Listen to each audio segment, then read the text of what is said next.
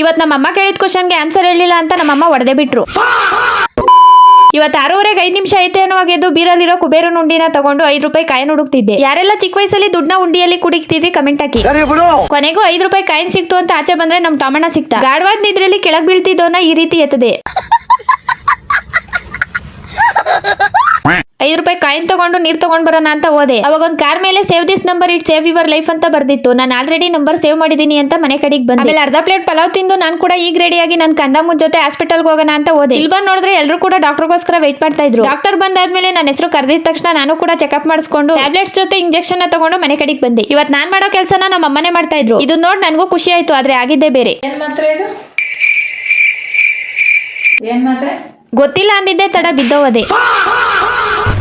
ನಾನೇನಯ್ಯ ತಪ್ಪು ಮಾಡ್ದೆ? ನಾನು ಎಲ್ಲಿ ತಪ್ಪು ಮಾಡಿದೆ ಅಂದ್ರೆ ಈ ಸಂದರ್ಭದಲ್ಲಿ AI ನ ಯೂಸ್ ಮಾಡ್ಕೊಳ್ದಲ್ಲೇ ಇದ್ದಿದ್ದು. ನಮ್ಮ ಅಮ್ಮನ ಕೈಲಿ ಒದೆ ಬಿದ್ದಿದ ತಕ್ಷಣ ಫಟಾಫಟ್ ಅಂತ ಫೋನ್ ತಗೊಂಡು ಟ್ಯಾಬ್ಲೆಟ್ಸ್ ಫೋಟೋನ ಸೆಂಡ್ ಮಾಡಿದೆ. ಇವಾಗ ಬಂತು ನೋಡಿ ಹೆಚ್ಚಿನ ಮಾಹಿತಿ. ನನಗೆ ಟ್ಯಾಬ್ಲೆಟ್ಸ್ ಬಗ್ಗೆ ಮೋರ್ ಇನ್ಫಾರ್ಮೇಶನ್ ಕೊಟ್ಟಿದ್ದೆ ಆಗಸ್ಟ್ AI. ಇಲ್ಲಿ ಟ್ಯಾಬ್ಲೆಟ್ಸ್ ಫೋಟೋ ಸೆಂಡ್ ಮಾಡಿದ್ರೆ ಸಾಕು, ವಿತಿನ್ ಎ ಸೆಕೆಂಡ್ಸ್ ಅಲ್ಲಿ ಇನ್ಫಾರ್ಮೇಶನ್ ಬಂದ್ಬಿಡುತ್ತೆ. ನಮ್ಮ ಮಾತೃಭಾಷೆ ಕನ್ನಡದಲ್ಲಿ ಕೂಡ ಇನ್ಫಾರ್ಮೇಶನ್ ಸಿಕ್ತು. ಹಿಂದಿ, ಇಂಗ್ಲಿಷ್, ತೆಲುಗು, ತಮಿಳ್ ನೀವು ಯಾವುದೇ ಭಾಷೆಯಲ್ಲಿ ಕೇಳಿದ್ರು ಕೂಡ ಇನ್ಫಾರ್ಮೇಶನ್ ತಿಳಿಸುತ್ತೆ. ಮತ್ತೆ ಬ್ಲಡ್ ರಿಪೋರ್ಟ್ ಮತ್ತೆ ಸ್ಕ್ಯಾನಿಂಗ್ ರಿಪೋರ್ಟ್ ನ ಸೆಂಡ್ ಮಾಡಿದ್ರೆ ಸಾಕು, ಏನ್ ಪ್ರಾಬ್ಲಮ್ ಆಗಿದೆ ಅನ್ನೋದನ್ನು ಕೂಡ ಹೇಳುತ್ತೆ. ವಾಯ್ಸ್ ಮೆಸೇಜ್ ಮಾಡಿ ಕೂಡ ಇನ್ಫಾರ್ಮೇಶನ್ ತಿಳ್ಕೊಬಹುದು. ಮತ್ತಿನ್ಯಾಕೆ ತಡ ಮಾಡ್ತೀರಾ, ಇವಾಗಲೇ ಈ ನಂಬರ್ನ ಸೇವ್ ಮಾಡ್ಕೊಳ್ಳಿ, ನೀವು ಕೂಡ ಇನ್ಫಾರ್ಮೇಶನ್ ತಿಳ್ಕೊಳ್ಳಿ.